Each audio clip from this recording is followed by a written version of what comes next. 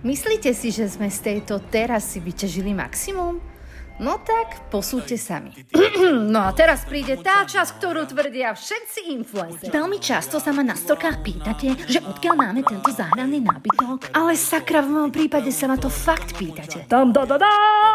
Našla som ho cez vyhľadávač nábytku biano.sk. Je to vyhľadávač nábytku, kde na jednom mieste viete porovnať rôzne obchody, ceny a ešte sa aj inšpirovať. Keby som to hľadala klasicky po internete, o 2 hodiny by som mala vysvetlený bermudský trojuholník a vedela by som, čo žije na dne Mariánskej priekopy. No a stále by som nemala sedačku. To je tá pointa. Túto časť terasy ešte nemáme dokončenú a to je otázka na vás. Čo by ste sem dali vy? Netuším, čo ma napadlo, že sa idem natáčať, ako si dávam kavičku na terase, ale toto je presne ten moment, kedy ma napadlo, že úplne trápoš. Výborne, všade chlpí, pretože náš kocúr si z tejto terasy urobil spálňu, kde strieda minimálne 2 mačky za noc. Zedzmi. Dokúpili sme si aj nejaké stredomorské rastliny, ako je palma, banánovník či oleander, ale veľmi pochybujem, že nám prežijú do konca leta.